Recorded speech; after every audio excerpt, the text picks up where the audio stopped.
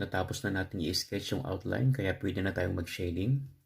Pag right-handed ka, mas maganda unahin mo dito sa upper left. Ayan, kasi pag dito mo inuna sa right, matatakpan ang kamay mo pag itutuloy mo ganun. Mas maganda yung nakikita mo yung natatapos. Ayan, pero pag kaliwete ka, mas maganda unahin mo dito sa right. Gagamit ako ng 2B para sa first layer o first coat ng ating skin tone.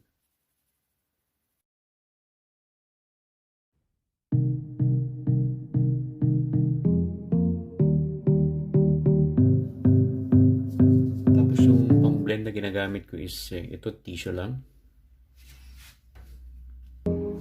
Yan.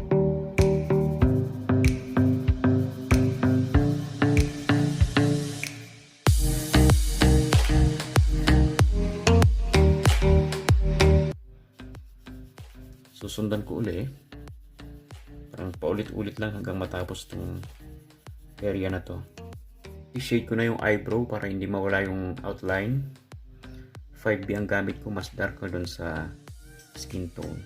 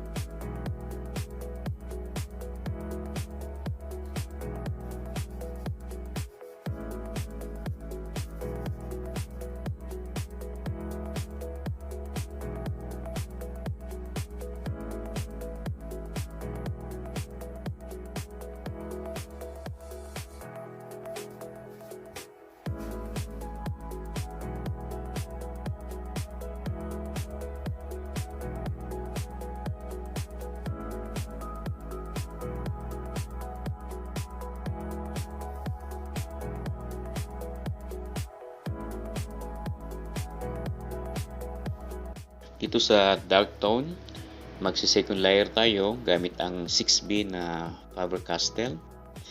At pagkatapos nyan, ma-shade, gamit tayo ng folded tissue para pang-blend. Pagkatapos nito, yung final layer natin, gamit ulit tayo ng 6B. Pero Staedtler naman ang gagamitin natin. Ito. Kasi mas malambot kumpara sa Faber-Castell, kaya mas dark yung tone na i-shade natin. So ito yung final touch ng ating dark skin tone shading. Ayan. Pagkatapos ito, blend ulit natin gamit ang tissue. Dito sa mga detalye, ayan, yung mga lines tulad nito, eyelid, impasas natin yung lines and then isa-isain natin na i-shade yung mga skin sa pagitan ng mga lines. Huwag natin gawing minsanan para hindi makoveran yung outline, yung lines, mawawala tayo. Ayan. So, mga eyelid, eye bag, ganyan ang gawin natin. Pagkatapos natin i-shade, i-blend agad natin sa pamamagitan ng tissue. Fold natin yung tissue, palitin natin. Ayan, para magkasya dun sa drawing natin. Pagkatapos ng kada shading natin sa skin, ano man ang tonal value niya, gaano man siya ka-dark or ka-light, basta sa skin tone, i-blend agad natin siya sa pamamagitan ng tissue para smooth siya.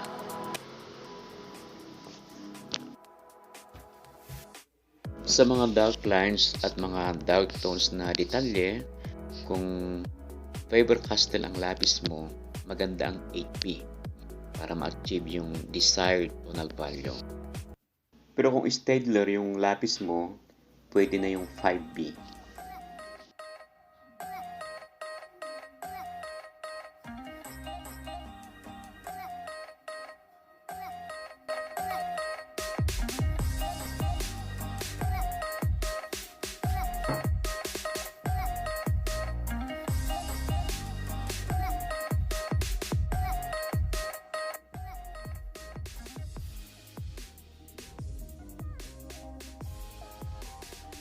Yung naipon sa tissue na pencil lead, pwedeng yun ang gamitin na pang shade dun sa skin. Ayan, so subukan natin dito sa first layer. Ayan, so dahan-dahan lang, circular motion ang stroke natin. Ayan. Okay, so kung tingnan natin, maganda siya, smooth, wala siyang bakas. Usa siyang maitudugtong dun sa sinid mo kanina. Ngayon, i-focus natin sa ilong.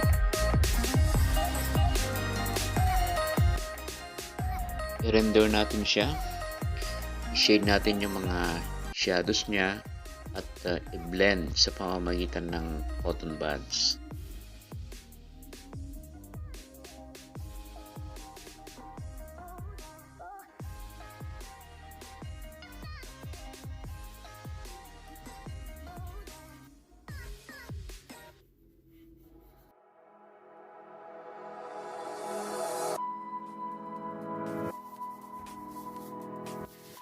Kung sa na-shade na dark tone, pwedeng doon mo i-rub yung tissue tapos yun ang pang shade mo sa mga second layer ng light skin tone. Ayan. So, magandang effect niya. Smooth pa rin siya at walang bakas. Ayan. Ganyan lang gagawin.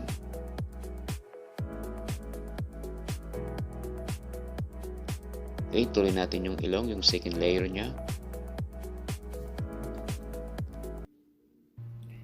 Mag-shade ako dito sa scrap paper.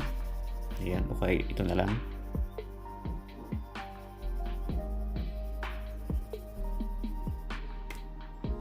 Din yung tissue, irarap kong ganon.